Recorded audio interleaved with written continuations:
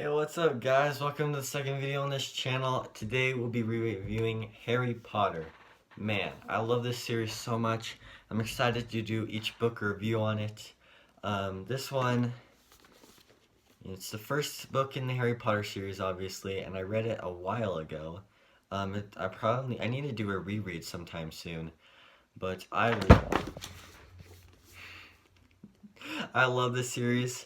If you don't know what it's about, really, but if you must know, you have to know, but if you don't know already, it's about a boy who is a wizard. His name is Harry Potter, and he goes to a school of witchcraft and wizardry. We all know I'm great at words. And he goes to the school, and he finds out there's someone named Voldemort who killed his parents, and all that good stuff. So it's probably it's like the most famous series of all time. It's like all these are like the most famous books. So why can I not hold this still? But it's a super good book. This one I would have to rate a 4. I would say a 4. It is the beginning of the series, and it's kind of a get to know the characters. All right. Well, so we're gonna start this review by doing Should I hold the book up the whole time? By doing a spoiler review, and then I'll put the book down when I'm doing spoilers so you know when to stop. And then if you want to come back at the end to my overall, you can. But this is pretty good. You know, he gets to Hogwarts. It's more like a get to know you. So you're not going to be expecting too much action. Things are going to be pretty predictable, and it's not going to be the most satisfying ending you've ever read. I wish they could have made the ending more satisfying. I'll explain it in the spoiler review, the spoiler part of this video, but it was an iffy. It was an iffy ending. But pretty much, it was good getting to know the characters. I love Ron and Hermione and Harry. You know, the trio, they're just amazing together. They had a rough start, the two boys and Hermione, but they're pretty good.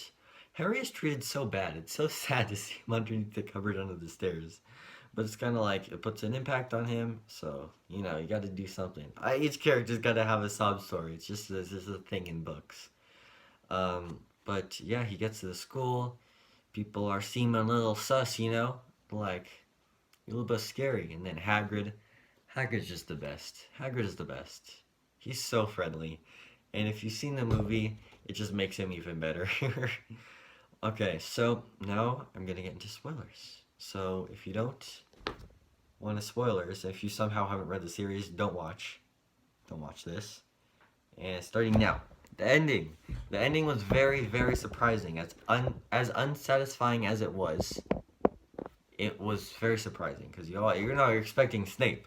You're like, oh yeah, Snape, it's obviously Snape. And then what? It's like, oh, it's you, Professor Quirrell. Poor stuttering Professor Quill. But you know, that was pretty surprising. It was a surprising ending, but it didn't have like a huge impact on the story. It wasn't like, oh, this is gonna change the course of the whole story. It was kind of like, oh, you are him, you're dead. Okay, it was just I guess you could say it was a setup. The whole book was kind of a setup for the whole series, but this